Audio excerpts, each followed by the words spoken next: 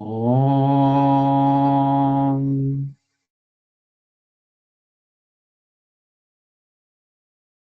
Om Sahana Vavatu Sahanau Bhunaktu Saha Viryam Karavavahai Tejasvinavaditamastu ma vidvishavahai.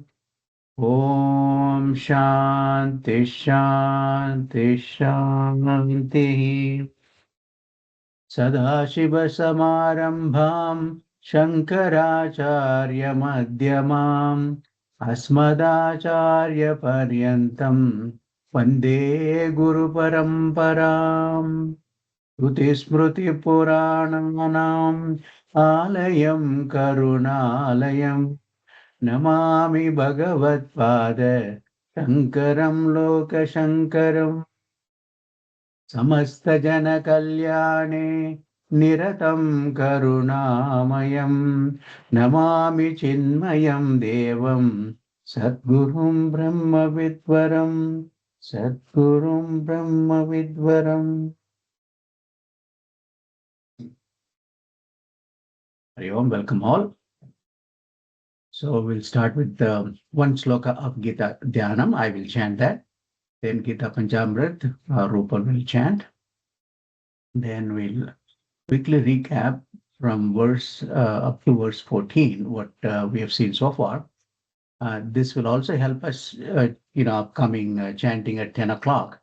If we have this big picture and the structure of the chapter, we'll be able to enjoy the chanting also a lot better.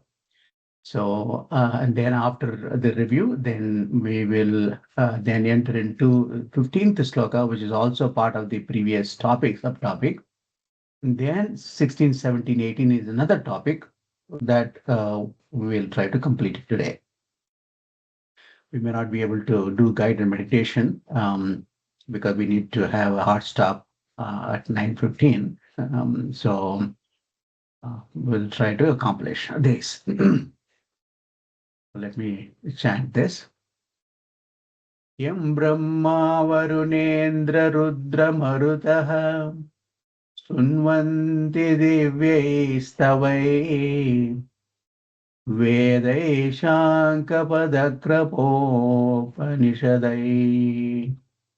Gayanti Yam Samaga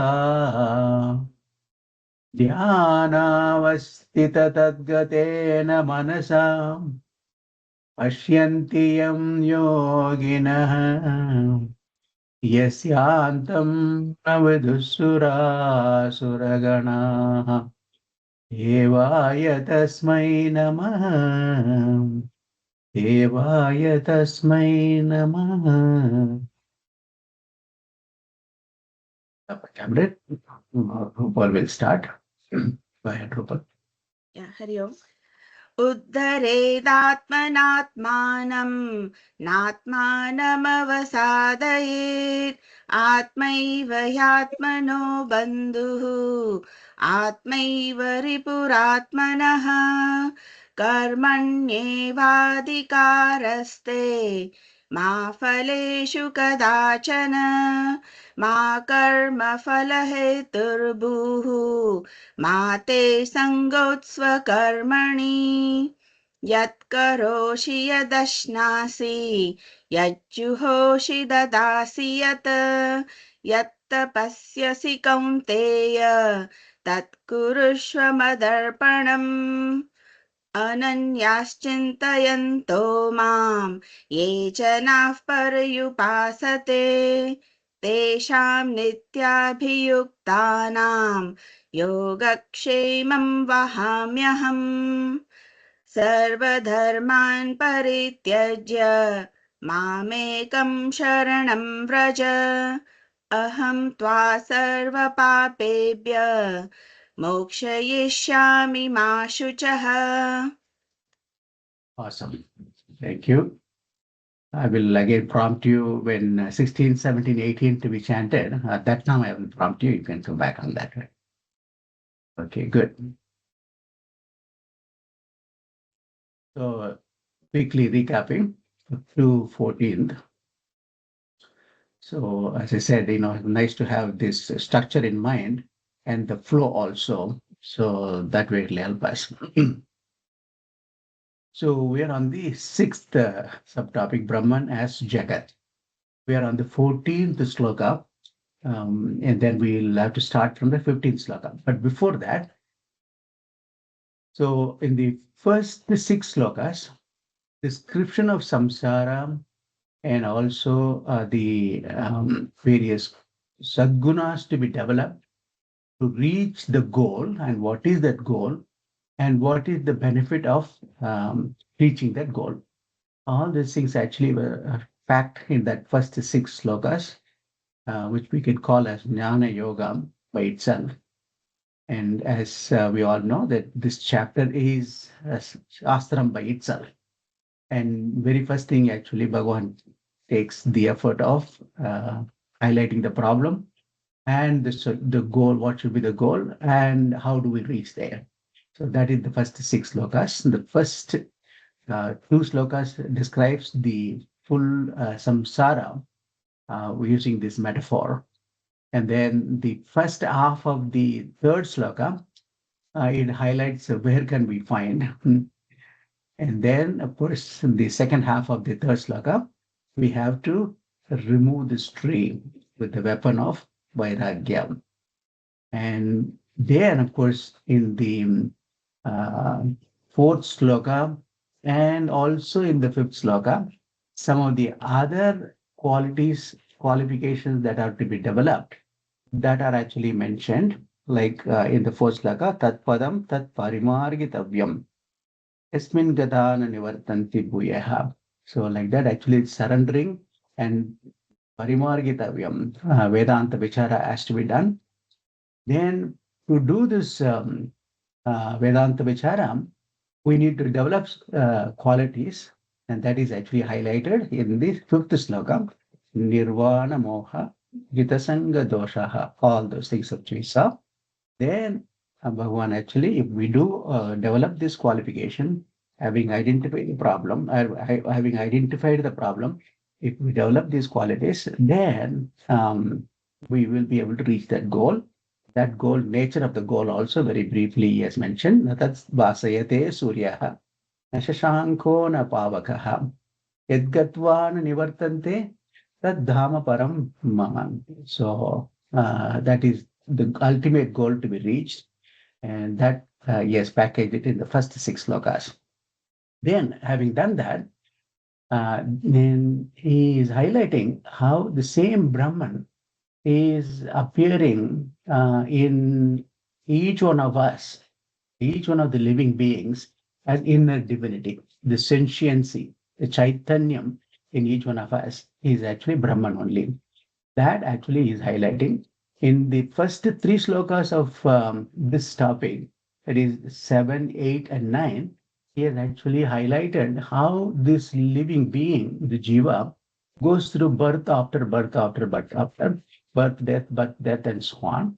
And in the 10th and 11th, he has highlighted that how to come out of this loop.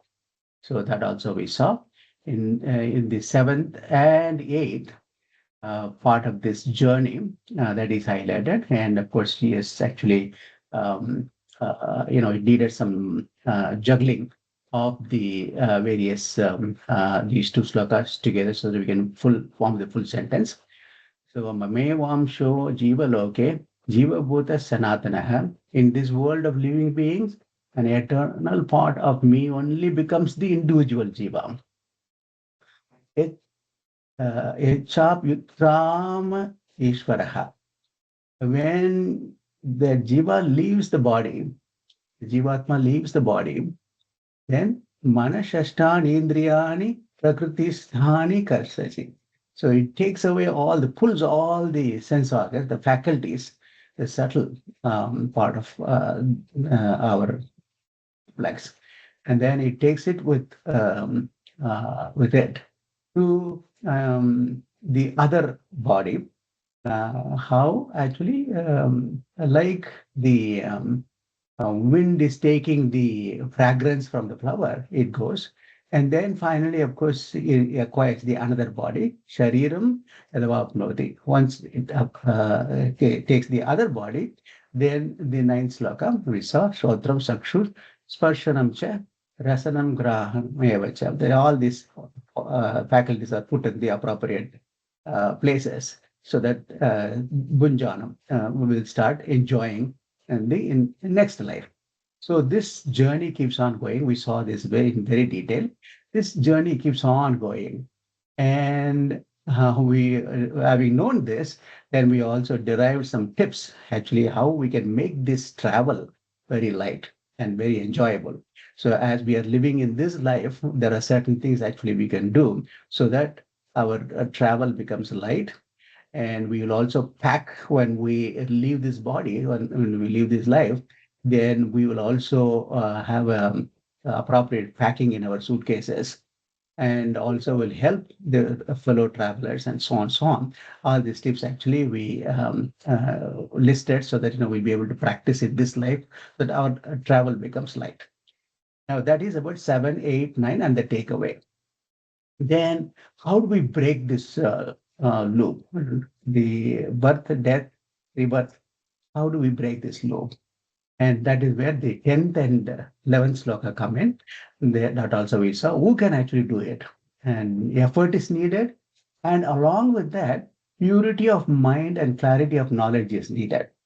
Shravanam, Mananam, Nididhyasanam, going through the Jnana Yoga after developing the qualifications or while developing the qualifications, that is necessary so that we'll be able to develop that Jnana Sakshu, that special eye of vision will be able to develop and then come out of this loop. That is actually highlighted in the 10th and 11th sloka.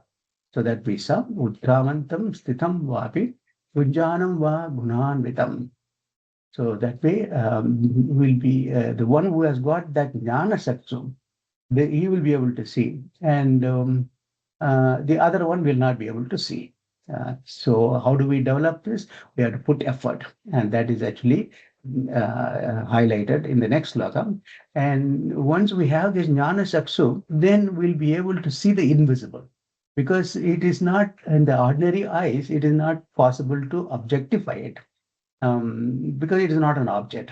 So only when we have that knowledge that the fan is running, that means actually electricity should be there. That knowledge should be there so that we'll be able to recognize the invisible electricity. That knowledge should be there. And for that, we'll have to develop that knowledge. Similarly, actually, when we see something is moving, we are able to talk, we are able to perform action and so on. That means there is something actually sentiency is there, which is even though invisible. That inner divinity, we should be able to recognize. That knowledge we should have. So, and only then we'll be able to differentiate the unreal from the real. And then we'll be able to act accordingly. And those things actually we saw. So that Jnana Sakshu has to be developed. In the 11th sloka, then in order to develop that Jnana Sakshu, we'll have to put in effort also.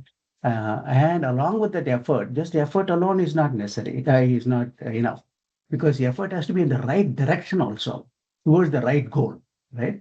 Otherwise, if we put in effort and go in the wrong direction for the wrong goal, then obviously we'll not be able to achieve. So that point actually Bhagavan is highlighting here. Yatanto yoginas shainam pashyanti atmanya vastitam. So that way, the seekers with purity of mind, who puts forth the effort, only perceives the real. That effort plus the clarity of knowledge is necessary. The otherwise, effort alone is not enough. So that point actually he has brought it out in the 11th sloka. So that way, this topic completes with starting from 7 to 11. How actually the Jiva, Brahman himself is there as inner divinity in each one of us. And that Jiva goes through the death cycle. And then how do we come out of it also in the 10th and 11th sloka is highlighted. Now that is with respect to Brahman appearing in Jiva, in various living beings. And what about the Jagat? That is actually the next topic. That's where actually we've entered. So Brahman as Jagat. The glory of Bhagwan is actually, we can see and feel and experience in this world, because this world is nothing but his body.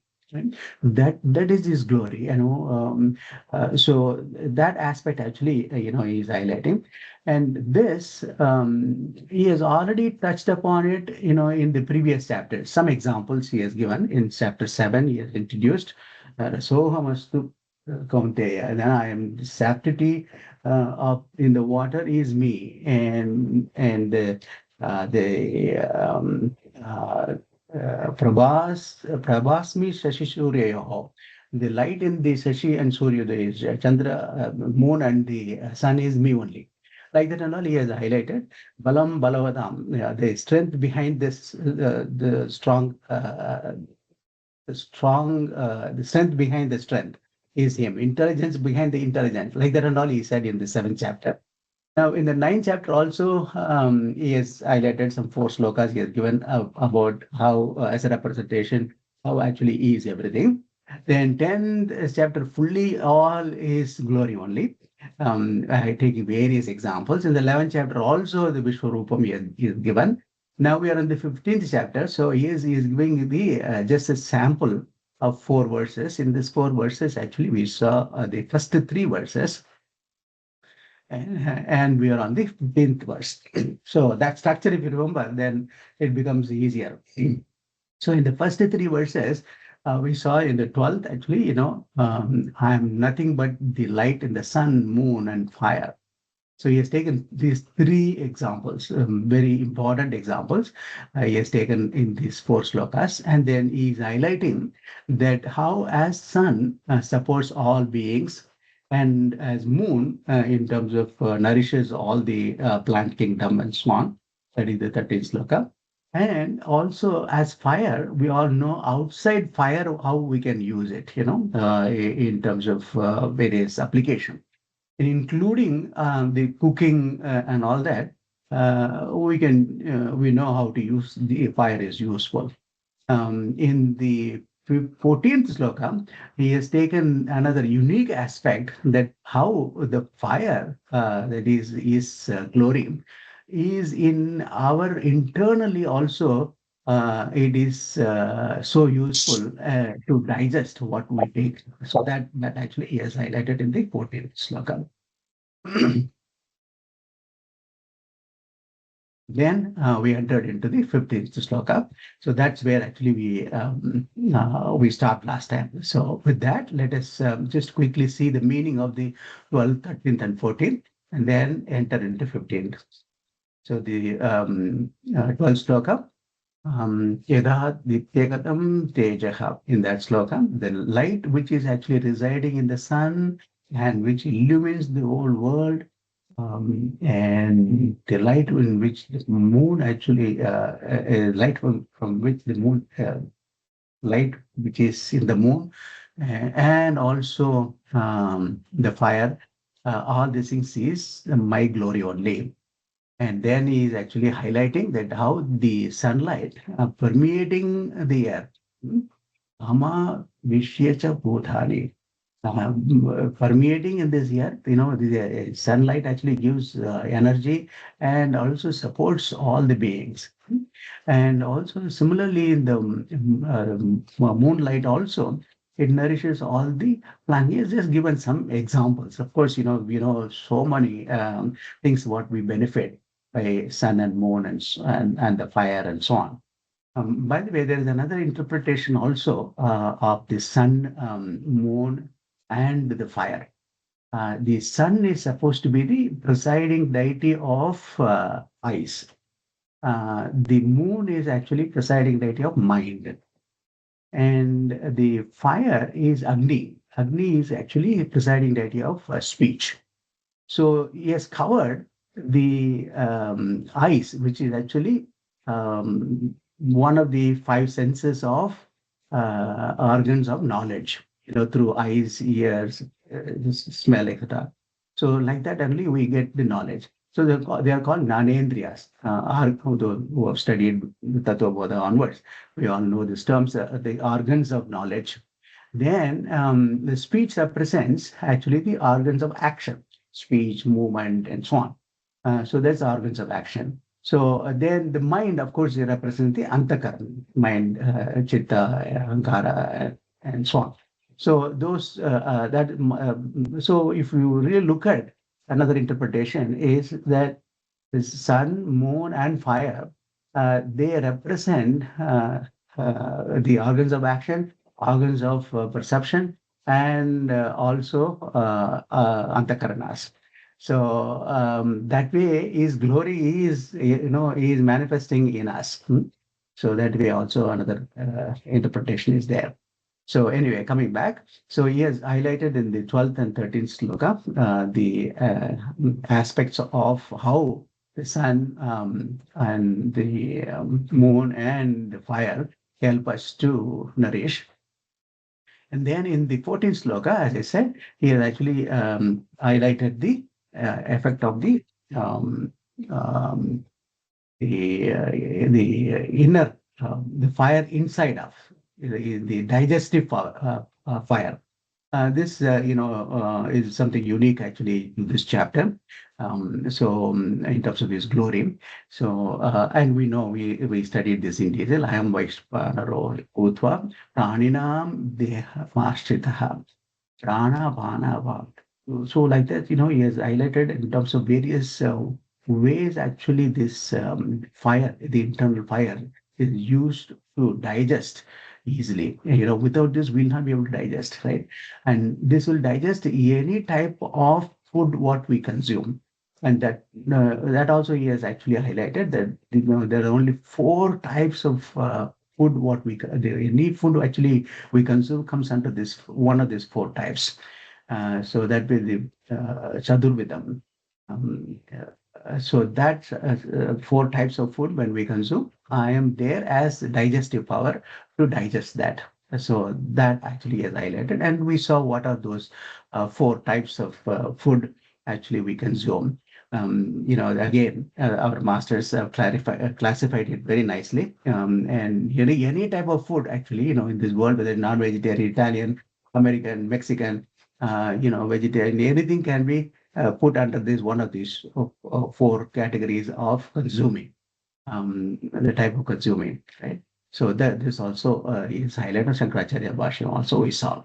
So up to this, actually, he has highlighted. Now he has talked about that he is the sun, the light behind the sun, light behind the moon, and also the fire, both externally as well as internally, right? So up to that, he has talked about in this 12th, 13th, and 14th. Now, what about the 15th? 15th is actually even going deeper in terms of declaring that all the inner divinity in each one of us is immortal. That Brahman is there is inner divinity, the self of all, right? This is a very another profound teaching. So that we chatted last time. Oh, by the way, I asked ChatGPT to give you a picture for this sloka. It came out with this. It came out with some other fringes, whatever I removed it. Anyway, so now we are going to see the 15th sloka, and that will complete this topic. Then we are going to enter into the next topic. Okay, we are on time. I wanted to spend 20 minutes on this, so we are on time. Sarvasya chaham hridhi sannivishtaha. We chanted this last time, so we're just recapping. Matta smrutir jnanam apohanam cha vedai cha sarvairahameha vedya Vedanta Krit Veda Vidheva Chaham. He has changed the tune also. As you would have noticed, whenever actually Bhagavan wants to convey another topic, especially when another new important topic comes, then he changes the tune. right? And so from the previous sloka to this, that way, emphasizes that there is something important coming up. And what is that? I've captured in the title, if you can see, I am everything and I am in everything. I am everything and I am in everything. So, very, very powerful sloka. Sarvasya chaham hridhi sannivishtaha. So we'll see that, line by line. First, we'll take the first two lines. Sarvasya chaham hridhi sannivishtaha. Matta smritir jnana mohanam cha. So word splitting and all I've given. And of course, it's taken from our Gurudev's. There are a couple of changes I made, but predominantly it is from our Gurudev's book. Um, and so the first quarter, Sarvasya Chaham Hridhi Sannivishtaha. I am seated in heart of all. The spiritual hearts in each one of us is his seat. That's where he is. The inner divinity in each one of us is him only. Sarvabhutam Mahabaho. He has said in 7th chapter also, in the 5th sloka or something. And like that, in many places, he is highlighting that he is there as inner divinity in us. When he says, actually, I am there, it's not the flute Krishna is there. That we should not, we should understand correctly. Now here, Krishna is referring as Paramatma. That Chaitanyam, that pure consciousness is what actually residing as self of all, right? As we know, actually, depending on the context, in Bhagavad Gita, the word me will represent either the flute Krishna, Devaga's son, or the Ishvara, with the power of Maya, or the ultimate Brahman. So depending on the context, actually, we should understand that way. That's where the commentators help us. So when he says, I am seated in the art of all, the inner divinity in us, the self in us is same as all pervading pure consciousness. And also he says, another very interesting concept, he says, the memory, the knowledge and forgetfulness, the remembering part of the faculty what we have to remember, the faculty what we have to know something, the new knowledge, and also faculty to forget also is him only. So, this is highlighting the importance of the forgetfulness also. It is so important actually to that faculty. I mean, imagine if we don't have the faculty to forget, then we'll be already with the current situations, what's going on in our mind actually is cluttered, and there's so many things pulling us. If we are not able to actually forget some of the things, then it'll be even more actually worse, right? So fortunately, Bhagwan has given that is there in us in that form of faculty also as forgetting, right? It could be anything, right? Anything, whatever the bad thing happened in our career, or with our neighbor, or some close person in our family has passed away a long time ago, and we should be able to slowly come out of that. That way the forgetting faculty is useful. So that Bhagavan says that it is him only. I'm seated in all of you, the living being, the inner divinity, and also the capability to remember, know, and forget is me only. What the first two lines. The second two lines, Vedaisha Sarvair Hameha Vedyaha. So I am alone to be known through all the Vedas. These why are we studying Vedas? Ultimately we know that it is knowing about the Swarupa of Bhagavan, that Ishvara Swarupa, as he has highlighted in the 9th chapter, 7th chapter also, that should be the ultimate goal, right? That's why we're studying all Vedas and all that. So know about all the aspect of Bhagavan, and he has highlighted, various aspects, the real Swarup or not. And he has also declared in those chapters 7th and 9th and all that, it is not the flute Krishna whom we are seeing. They unfortunately the ignorant people assume that is form. But his real Swarupam is Avyaktam, Sarvagatam, Adhishtanam, and he is the reason for the cause and maintenance and resolution, etc. He is highlighting in those chapters also here that. So through Vedas, he is the one to be known. I alone has to be known through the Vedas. And not only that, he says, Vedanta Krit. He is actually the author of Vedanta. And also, I am the knower of Vedanta also, Vedavidu. So I am also a knower of the Veda. So this aspect actually is highlighted in the seventh chapter also. I am the Rig Veda, Yajur Veda, Samveda. No, in the ninth chapter also he has highlighted that. So that is summarizing it, from the to highlight that everything is him only. So these examples, for example, he has taken sun, moon, fire, and Vedas, and that itself actually, and also is the inner divinity in us. So these are all very good examples, especially this being the important chapter. He has chosen those important aspects to highlight as a sample. It's only a sample because you cannot actually take all the examples. There are so many things in this universe, right? So he's taken the most important things and then highlighted that. So that is the essence of this sloka. So that will actually complete this particular topic, that I am everything and I am in everything. So that so to summarize, Sarvesya Chaham Idesarni Vishtaham. I am seated in all the arts of all, and I am the one to be known through Vedas, and I am the author of Vedas and so on. So that takes us. Oh yeah, this is also a remember some of you might have heard this phrase, Sarvam Brahmamayam Jagat. Very nice songs also in each of the regional languages also uh, to convey this message. So Sarvam Brahmamayam Jagat. Anyway, so with that, actually, we are completing up to 15th sloka. So again, please keep this structure. When you keep the structure and you chant and all that, it is so enjoyable. Then we are entering into another important concept. Once we understand what he is trying to say, then these three slokas becomes very easy, right? So I'll try to explain the concept first after Rupal chants this three slokas, and then we will see all the three slokas together. I think we should be able to do that. And then when we come back next week, then two more slokas will be left. That is glory of this Purushottama. What is the advantage of knowing this? That and all you will highlight. So that we'll do next week. So now 16, 17, and 18.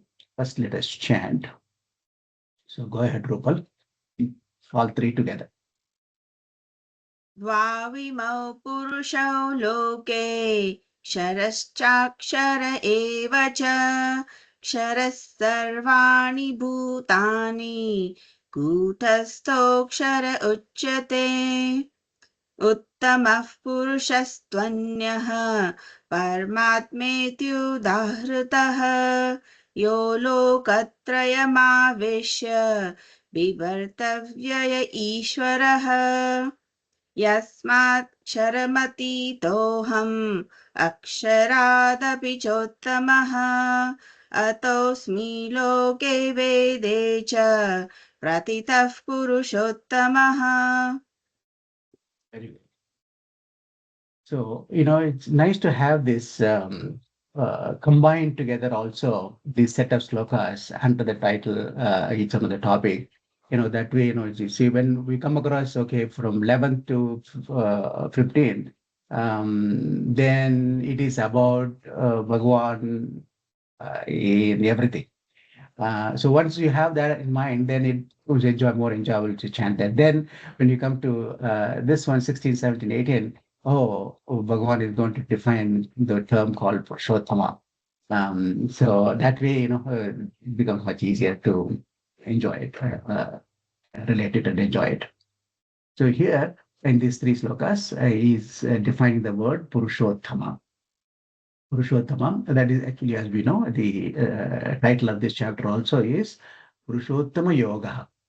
So that word Purushottama, which is actually Uttama Purusha. That Uttama Purusha is actually Purushottama. So that is defining. Now, the Purusha, let me first explain the concept behind it, then it'll be easier. Of course, once I explain, you'll all remember and recollect what is it's conveying in this message. But it better to have that understanding before we dive deeper into this. So this Purusha, which is actually figurative representation of that ultimate pure consciousness Brahman, that actually is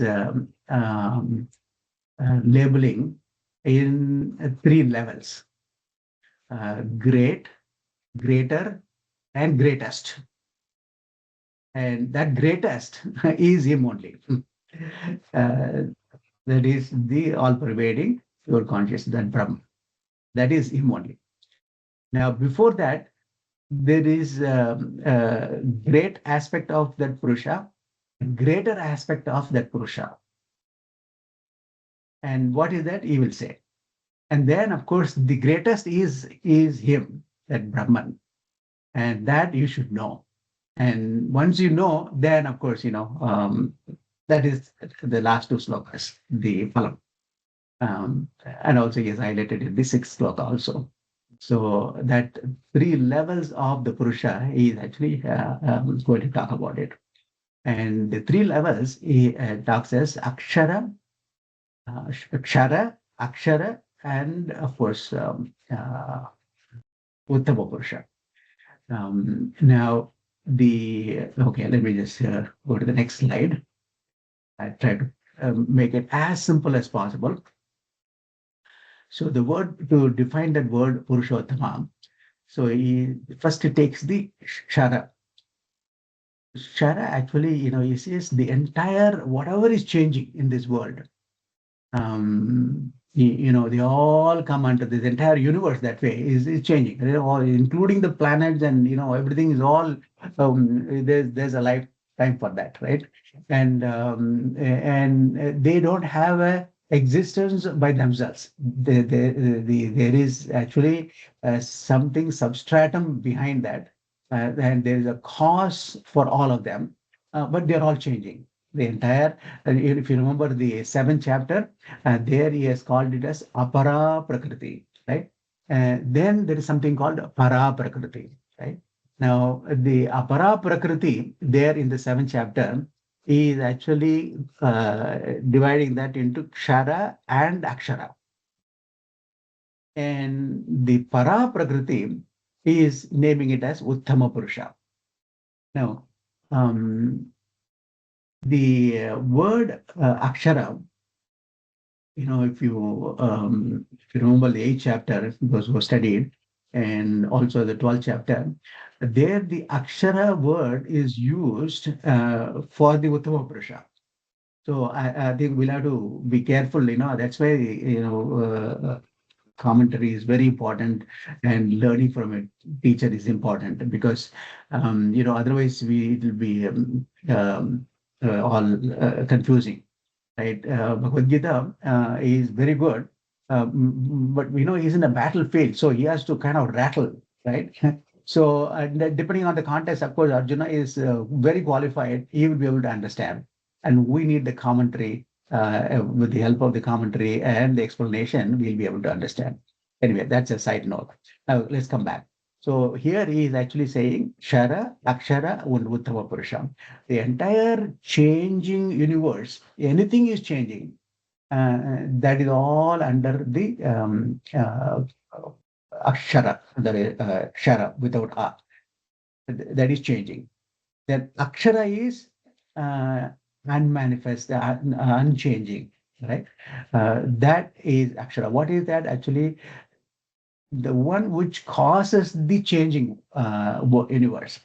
And what is that? As we know, is Maya. The power of Brahman, Maya, is the one actually which is the cause for the entire universe. This entire universe is there, and whatever is coming up, whatever is changing, and all that, it is actually there in the seed form, in the causal form of Maya. That Maya is the power of Brahman. Now, you know, for example, if we all have different powers, I may have certain skills and you may have certain skills, and I'm sure there are some musicians in our group. They have the power to sing or power to play an instrument and so on. That is the power of that person. And I have my own power, you have your own power, and so on. Like that, Bhagwan has got that power. That using that power, actually, that power only becomes the seed for the creation. That power is Maya, and that he calls it as Akshara here. So, Shara is there, which is the same universe. Then the cause for this is the Maya, that is Akshara. And Bhagwan, who is actually Uttama Purusha, he is the substratum of all these things, is Brahman, is beyond these two. That's what he is communicating there. That Uttama Purusha, which we have to understand. So that aspect, we can, let me take an example also. And once we have this understood, then sloka becomes much easier. So let's take a look at the ocean example, water, ocean, and the waves, right? So it's one of the examples. Like that, we can think of other examples also. So waves are all changing. They have different forms, and wave one, wave two, wave three, and so on, and different names, and they arise, they change, they disappear, all waves, attributes of waves. And that is actually equal to Shara because they're changing, right? And then ocean is there on which these waves arise and disappear. But ocean is always there. The ocean remains while the waves come and go. And that is comparable to Maya, the seed. That ocean is the seed for these waves. So Akshara, that is called Akshara. Then what is the substratum of all these things? Substratum of all these things is water, right? The essential reality underlying both wave and the ocean is water. And water only exists in all states. So that way, Brahman is the Uttama Purusha, Purushottama. Is represented by this example. In this example, it is water. So this, most of you may be familiar also, but I'm just trying to map it with respect to what in these three slokas Bhagavan says. So what Bhagavan does is, in the first sloka, he defines Kshara and Akshara. And in the second sloka, that is 17th sloka, he says, I am different from this Shara and Akshara. I am above this. I am greater than this Shara and Akshara, which is Uttama Purusha. That actually in the 17th sloka he says. And in the 18th sloka he says, know about me, right? So that is the essence of these three slokas. So now let us look at these slokas. Yeah, 40 minutes. Good. Dvau vimau purushau loke. Shara, shara, akshara, evacha. Of the two, these two, dvau vimau, they split as dvau yumau. Purushau, the two purushas in this world, what are they? One is called Chara, the perishable one, because they're all the changing. The waves are changing. The universe is anything is changing. And there is called Akshara. It is imperishable. Now, Maya, the power of Brahman, is always there. When the world exists, the Maya has to be there, right? And the power, when the music is played, then the power of that person actually, who is actually singing or playing music, that power is there in him, right? Like that. The power, it may be unmanifest when the concert is not going on. We are not hearing the singing or playing the instrument and so on, but it is still there in that person in unmanifest form. right? So to that extent, it is imperishable, so we should not actually confuse that he is saying imperishable, Brahman also is imperishable. Then what is the difference? Like that, knowledge. It's relatively speaking, of course, Brahman is, of course, the eternal, right? Now, that power is there in him in the manifest form or unmanifest form. In the unmanifest form, if it is there, it is ready for fructifying. So that is Akshara. He calls it as Shara and Akshara. Um, and Shara is perishable, and which is actually representing Sarvani Bhutani. That is all the beings, not only living beings and everything in this universe is Sarvani. And Kutastha, which is actually represented here as Maya. And that is Akshara, that is imperishable. So that we have to understand. Again, as I said, these two words, Akshara and Kotastha, in different contexts, it may mean different thing. For example, again, in the 12th chapter, Kotastha is actually representing Brahman himself, right? But that's why, I'm just giving you some pointers so that, when you come across anything like this, then you should refer to the commentaries and then understand properly. So Kotastha is that Maya, which is actually imperishable. So putting all together, the two Purushas are there in this world. The perishable one, which is Kshara, and the imperishable one, which is Kshara. All beings are the perishable. And the Kotastha, which is called Maya, is imperishable. So that is actually defining those two in this 16th sloka. Now in the 17th, okay, okay, I've taken Adi Shankaracharya's, explanation also. Samsara bija anantyat na sharati iti aksharaha uchyate. It is called akshara because it does not perish. Because, endlessly it becomes the seed of samsara. The samsara keeps continuing, like Bhagavad mentioned in the first sloka itself, Urdhva-moolam-adashakam avyastam prahu avyayam. There is a samsara actually is also referred as avyayam. That is, indestructible. It is continuous. Samsara is continuous. And the seed for the samsara is this Maya. And that is called Akshara. So that's how Shankaracharya Ji also very nicely explains. Of course, there's a lot of explanation in the Shankara Bhashya. I've just taken the just that particular sentence which actually communicates this, which it is said that. So we have seen in the 16th sloka, we have seen the Shara and Akshara part of it, right? Then in the 17th sloka, Bhagavan says, I am that Uttama Purusha. Let us see that. So Uttama Purusha Anyaha, that other than these two, Anyaha, another one is there, and that is Paramatma. That is actually me, the highest self, Paramatma.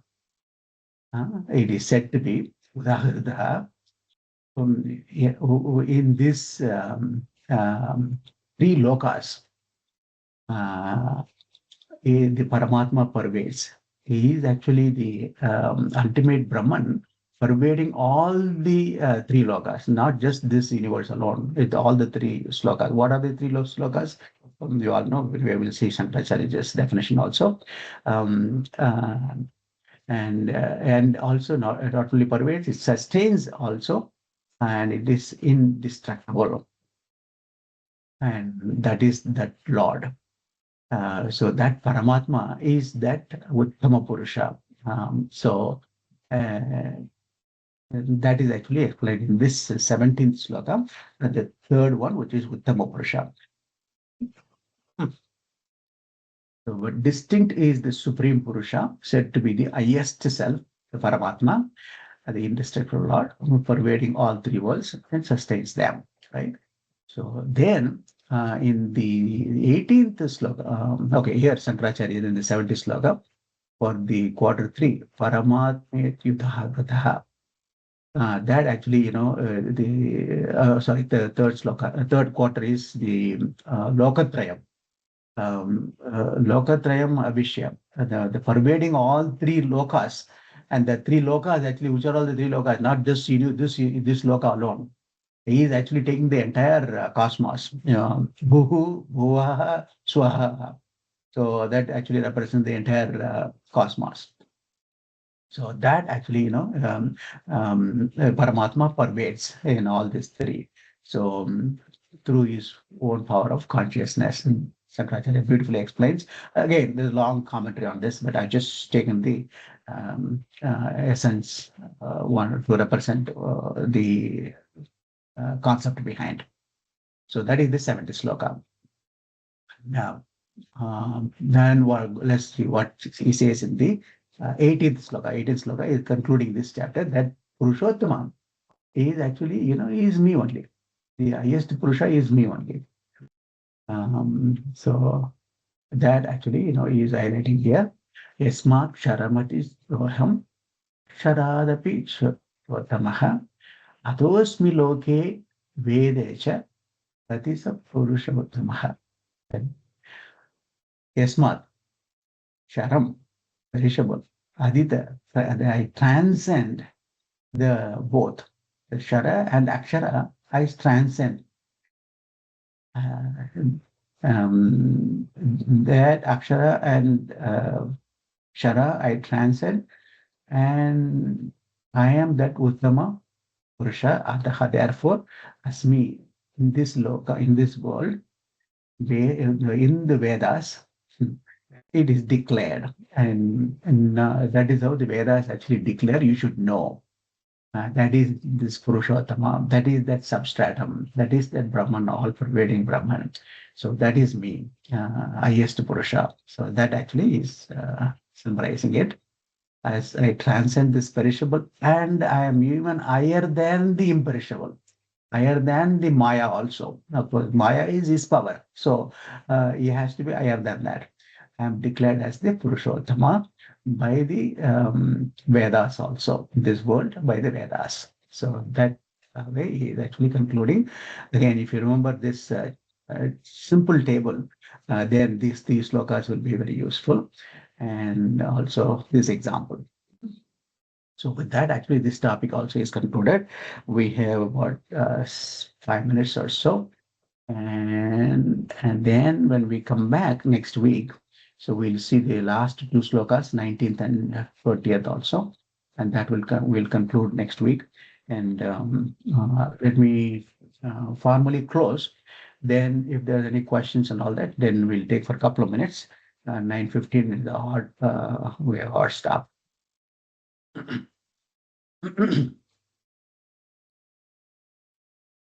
Hari Om. Let me just close and then we'll open it for questions. Om Purnamada Purnamidam Purnat Purnamudachyate Purnasya Purnamadaya Purnameva Vashishyate Om Shanti Shanti Shanti Hari Om Shri Gurubhyo Namaha Hari Om.